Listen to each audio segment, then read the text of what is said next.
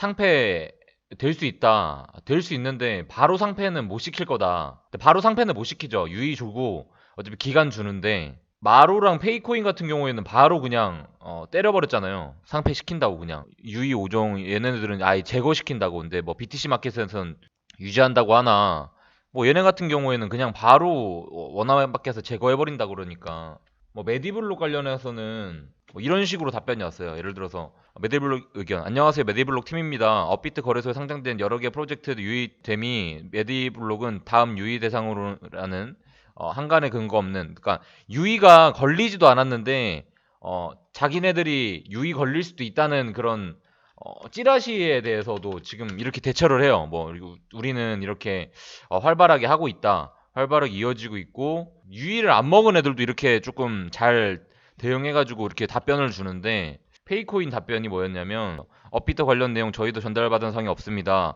확인 중에 있으며 확인되는 대로 공유하겠다라고 영일 팀장님이 얘기하시던데 완전 충격적이었어요. 마로는 이해는 해요. 왜 그러냐면 마로는 이제 업비트에서 관리하고 있으니까 뭐 상패 될 수도 있어요. 자기네 자사 코인이니까 그게 문제가 될 수 있죠. 뭐 시세 관여라던가. 근데 페이코인은 진짜로 잡코 중에서도 나름 실생활에 결제로 쓰고 있고 큰 프로젝트 많이 하고 있었는데 좀 제대로 된 답변 좀 나와줬으면 좋겠습니다. 잡코인이 저도 싫어하는 코인이 아니라서 소량 일부분 들고 있는데 저도 지금 좀 크거든요. 손실 보여드리면 갖고 있는 것 중에 마로랑 페이코인 보여드릴게요. 마이너스 61%돼 있잖아요. 이건 어제 기준이에요. 제가 지금 몇 프로냐면 지금 마이너스 74%예요. 어떻게 보면은 여러분들의 마음을 저도 이제 좀 알 것 같아요. 마이너스 74% 돼버리니까 그냥 포기 상태드만. 금일 금주 시향종 정리하고 갈게요. 이제 다들 되게 중요했던 미 소비자 물가가 13년 만에 최대 상승을 했습니다. 2008년 이후 역대급 상승인데요. 소비자가 물가가 오른 것은 저는 반대로 소비가 많이 늘었다라고 보여지고, 이것은 정부에서 돈이 많이 풀리고 그 다음 백신 접종 사람들이 많이 돌아다니기 시작하면서 점점 소비가 증가하고 물가가 많이 오른 거 아닐까라는, 코로나가 잠잠해지면은 그때 돈을 더 뿌릴 거고 투자 쪽으로 자금이 몰리지 않을까라는 생각을 좀 해봅니다. 일단 연준에서도 인플레이션과 물가 오르는 거는 당연한 현상이라고도 얘기하고 있고, 만약에 심하게 오르면은 개입해가지고 금리 인상이나 그런 건 의논해보겠으나 뭐 지금 당장 안 한다고 하죠. 그런 거는 바젤위원회에서 은행들한테 비트코인 손실 대비를 의무화시켰죠. 여기서 말하는 게 니네들이 이거 하이리스크 자산인 거 다 알지 않냐, 높은 커버리지 비율로 1200% 정도 제시했거든요. 근데 바젤위원회의 이러한 제안은 글로벌 규제 당국과 은행업계에 암호화폐 자산을 매우 중요하게 받아들이고 있음을 시사하는 것 같아요. 만약에 비트코인과 뭐 암호화폐가 뭐 쓰레기다, 그리고 뭐 완전 뭐 필요 없다 이렇게 해버리면 손실을 대비 의무화가 아니라 받아들이지 마라 이런 느낌일 텐데, 그래도 어느 정도 여기를 인정하고 하는 거니까 그렇게 받아들여질 수 있죠. 오히려 저희한테 좋은 거다. 돈 없어가지고 뱅크런 하지 말고 니네가 확실히 책임질 수 있는 가이드라인 만들고 뭐 이런 얘기니까. 이준석이 당대표가 됐는데요. 비트코인으로 수억 벌었대요. 이분이 옛날에 뭐 트위터라든지 SNS에 되게 많이 올렸거든요. 비트코인에 대해서. 네, 그런 사람이 당대표가 됐다? 여러분들 어떻게 생각하시나요? 그냥 이 어리는 사람이 당대표가 된 것도 되게 이슈인데, 비트코인 투자해가지고 선거 자금을 벌었다고도 얘기를 했어요. 자기가 직접. 뭐 크립토 시장을, 이 암호화폐 시장을 좀 더 알릴 수 있는 이걸로 선거 자금을 벌었다고도 대놓고 얘기했고, 자, 코인베이스 비트코인 담보로 대출 서비스 가능 지역을 확대했다라고 이제 기사가 나왔는데, 그러니까 지금은 은행에서 대출을 받잖아요. 그리고 대출금으로 비트코인 투자해서 다시 또 그 투자금으로 비트코인에서 대출받아서 또 서비스해서 그 현금 쓰고, 약간 이런 거잖아요. 이게 허술한 거거든요. 어떻게 보면 여기에 분명히 맹점이 있을 거고 이것들을 이용해서 자산 증식이 가능할 건데, 자, 50대 60대 어르신들한테 여쭤볼게요. 우리 15년 전 20년 전 기억하시나요? 1000만 원 평당가가 있으면, 평잔이 뭐냐면 평균 잔액을 평잔이라 그래요. 평균 잔액 이거 있으면은 1억까지 받을 수 있던 거 아세요?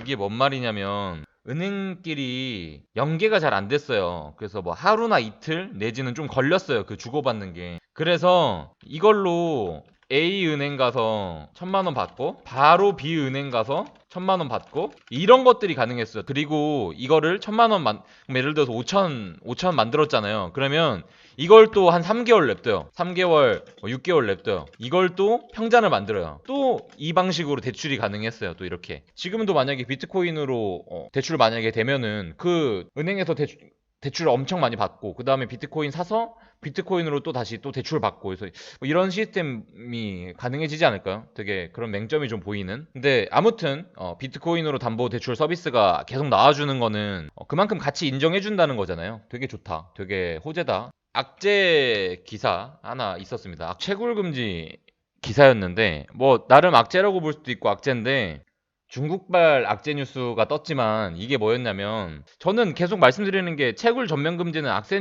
뉴스로 보이겠지만은 저는 이거 장기로는 호재인 거예요. 근데 그리고 이번에 이거 나왔을 때도 크게 시장 동요 안 했다. 오히려 시장은 더 올라가고 있었지. 이때는 블룸버그 마이크 맥클론 비트코인 2만 달러보다 4만 달러의 가능성이 높다. 저 또한 그렇게 생각합니다. 뭔 말이냐면 그러면 2만 달러 안 가는 거야? 그게 아니에요. 2만 달러 안 가는 게 아니라요. 우리는 확률에 투자를 해야 돼요. 투자는 확률 게임이라고 맨날 제가 막 확률 얘기하잖아요. 그러니까 2만 달러에서 머무를 확률이 높을지 아니면 4만 달러에서 머무를 확률이 높을지 우리가 과연 어떤 확률에 투자를 할지를 결정하셔야 돼요. 그러니까 2만 달러를 찍을 수는 있어요. 찍을 수 있는데 과연 4만 달러는 그럼 못 찍나? 그럼 2만 달러에서 계속 있을까? 이런 것들에 대해서 한번 좀 고뇌 한번 해보시겠어요? 골드만삭스 블록체인 기업에 투자했다. 바이든 보좌관이 비트코인 그렇게 욕하고 그렇게 욕하다가 알고 보니까 아시죠? 알고 보니까 비트코인 100만 장자였다. 바이든 보좌관이 참 또 역설적인 행동을 했죠. 그리고 또 모순되는 행동 하나 더 말씀드릴게요. 워렌 버핏이 거의 비트코인을 아시겠지만은 쓰레기 중에 쓰레기로 취급하시는 분이에요. 워렌 버핏 형님도 투자를 했죠. 관련 은행에 누뱅크라고 브라질 디지털 은행 누뱅크에 5억 달러를 우리나라 돈으로 한 5천억 되는 건데 여기서 궁금한 점은 누뱅크가 이지엠베스트 중개 회사를 인수했고 두 금융사가 함께 고객들에게 비트코인 ETF에 대한 투자를 제공할 거라는 점이에요. 워렌 버핏이 투자한 은행이 ETF를 고객들한테 제공하는데 자 그러면 워렌 버핏 형님이 얼마나 투자의 귀재입니까? 누뱅크가 이런 짓을 하는지를 몰랐을 거냐고요. 아니잖아요. 자기가 그렇게 극혐하거든요. 워렌 버핏은 유명하고 장기적인 비트코인 혐오자다.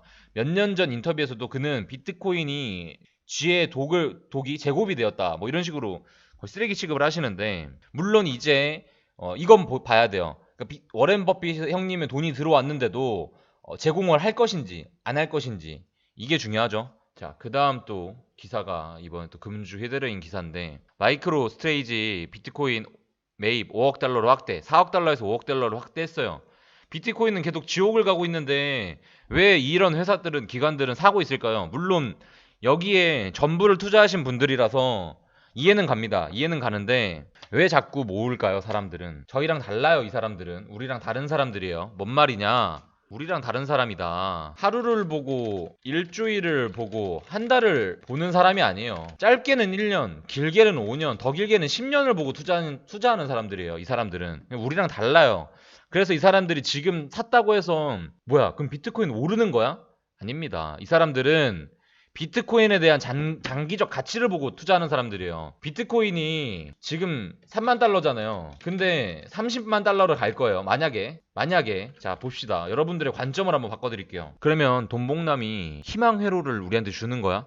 이거 희망 가져도 돼? 절대 아니에요. 절대. 뭔 말이냐? 뭐야? 그럼 비트코인 10만 달러 가는 거야?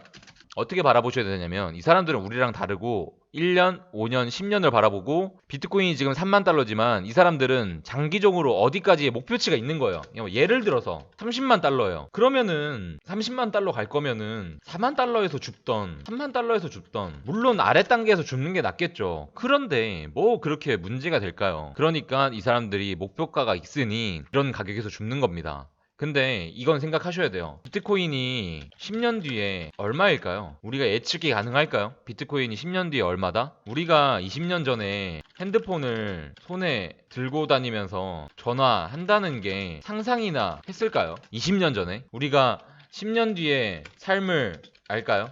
근데 제가 한번 미친놈 한번 돼볼게요. 저는 10년 뒤에 우리가 어떻게 살 것 같냐면요. 일어나서 침대에 일어나요. 직장에 출근한다. 근데 침대에서 출근합니다. 자, 고글을 씁니다. 가상의 공간에서 사람들을 만납니다. 거기서 업무를 봐요. 쉽게 예를 들면 우리 아이언맨 아시죠? 아이언맨 다 보셨죠? 토니 스타크가 어떤 걸 딱 쓰면은 그 앞에 뭔가 다 펼쳐지잖아요. 그래서 자기가 손만 움직여도 클릭이 되고 그런 것들. 그리고 다음 엘살바도르 갈게요.